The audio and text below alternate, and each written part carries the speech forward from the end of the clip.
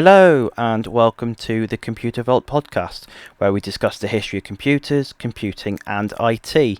I'm Aidan and today I'll be introducing myself and talking about Lotus software.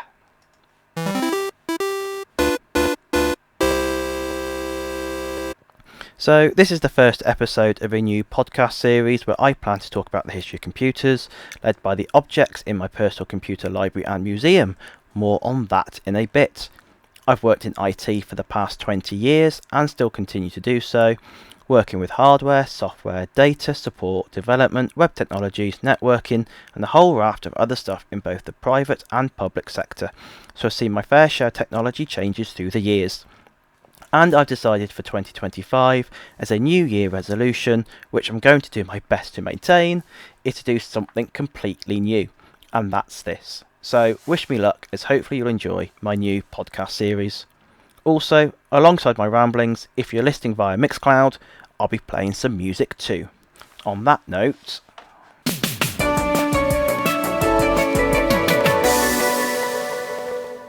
over the years I've collected all sorts of computer related items. It basically started when I was given an old box of spares which a friend didn't know what to do with.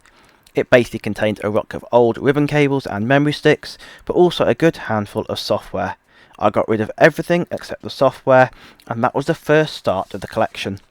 The core content of the collection is business-related software, including applications, operating systems, server and desktop software, utilities and databases, from years gone by, along with any software published by Microsoft and IBM.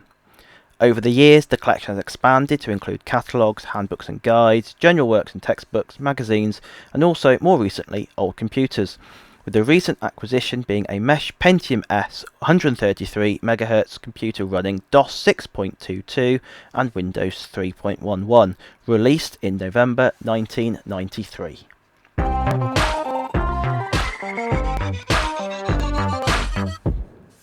So, I recently came across a large collection of computer manuals for sale locally on Facebook, and amongst these were a number of manuals related to Lotus products. So, that's the theme for this podcast episode.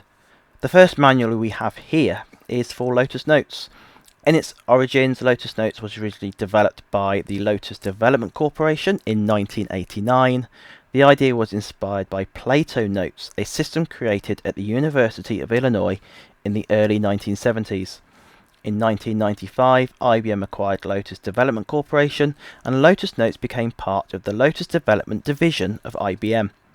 Over the years, Lotus Notes has evolved to include various business collaboration tools, such as email, calendars, instant messaging, discussion forums, and document libraries. I remember early in my public sector career, we used Lotus Notes for email and calendaring, and weirdly enough, managing our public website. We used Lotus Notes to write draft web pages. We would get forwarded to an approver, and then before going live on the website. Something I can clearly remember as a very archaic and clunky way of managing a website compared to today. In 2018, IBM announced it was selling Lotus Notes to HCL Software for $1.8 billion, and the acquisition was completed by July 2019. Since then, it has been rebranded as HCL Notes. Today, HCL Notes remains a powerful tool for enterprise collaboration and communication, benefiting from ongoing updates and offering a wide range of features and integrations. Approximately 34,000 companies use HCL Notes today, with the majority of users located in the United States. HCL Notes holds about 5.6% of the market share in the collaborative software category. Next up is Lotus 123, which was released by Lotus Development Corporation on the 26th of January 1983. That's 4 years before I was born, just to add in there. It was one of the first spreadsheet programs designed for the IBM PC and quickly became a killer app that drove PC sales. The name 123 represented its three main components: spreadsheet calculations, database functionality, and graphical charts. It was known for its speed and efficiency, which made it popular amongst business professionals. Lotus 123 quickly overtook its competitors such as VisiCalc and Microsoft Multiplan, becoming the industry standard for spreadsheets throughout the 1980s and early 1990s.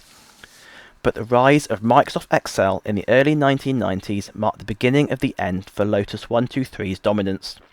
Despite attempts to innovate, Lotus couldn't keep up with Microsoft advancements and its market share declined. IBM continued to sell Lotus 123 until 2013, when it officially ended sales. Lotus 123 had a substantial impact on the evolution of personal computing and business software. Its powerful spreadsheet capabilities were so compelling that many businesses and individuals purchased PCs specifically to run Lotus 123. This helped drive the widespread adoption of personal computers in the workplace. Lotus 123 introduced a user-friendly interface with menu-driven commands and keyboard shortcuts, making it accessible to a broader range of users. This ease of use helped demystify computing for many and encourage more people to embrace digital tools. Lotus 123 set the standard for spreadsheet software, influencing the design and features of subsequent applications, including Microsoft Excel. Its success paved the way for spreadsheets to become an essential tool in business and finance. In summary, Lotus 123 played a pivotal role in making personal computing a mainstream tool for business, shaping the software industry and setting the stage for future innovations. It's a fascinating example of how a single application can drive significant technological and cultural change.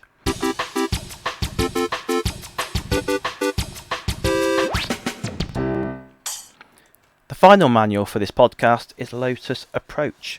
Lotus Approach was a relational database management system, or RDBMS, designed specifically for end users. It allowed users to create and manage databases without needing to learn complex database languages. It was considered the first end-user relational database management system that did not introduce a new file format.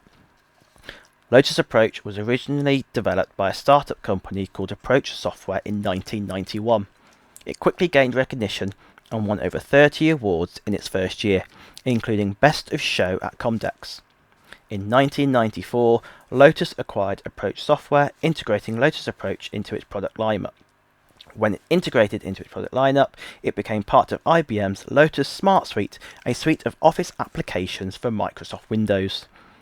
IBM continued to support Lotus Approach until 2008, with the final release being version 9.8.6. Since then, it has been discontinued, but it remains a notable part of the history of database management systems. Lotus Approach played a significant role in making database management more accessible to non-technical users. Lotus Approach lost their market share to Microsoft Access for several reasons. Microsoft Access was tightly integrated with other Microsoft Office applications like Excel, Word and Outlook, making it a more seamless experience for users already invested in the Microsoft ecosystem. Microsoft had a larger user base and better market penetration, which helped drive the adoption of Access. Many businesses were already using Microsoft products, so adopting Access was a natural choice. Microsoft continued to invest in the development and improvement of Access, adding new features and enhancements regularly.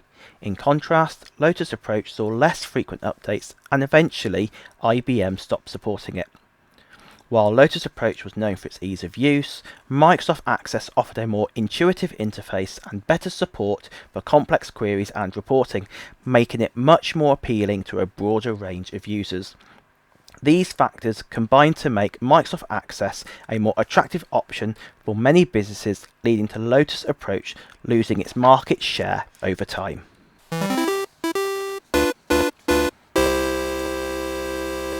So that brings us to the end of the first episode of my new podcast series. I hope you found it enjoyable and also learned something new. I've mentioned dates from 1983, 1989, 1991, 1993 and 2008. So if you've been listening on Mixcloud, that's where the music selection has come from for this episode. Thank you for listening to the Computer Vault podcast. If you enjoyed it, please rate and review on whichever platform you're listening on, and be sure to come back for the next episode. You can also check out my website at www.computervault.co.uk. There'll shortly be a podcast page for the topics in this episode, and can also browse my collection too. Until then, leaving you with a quote from Bill Gates: "The computer was born to solve problems that did not exist before."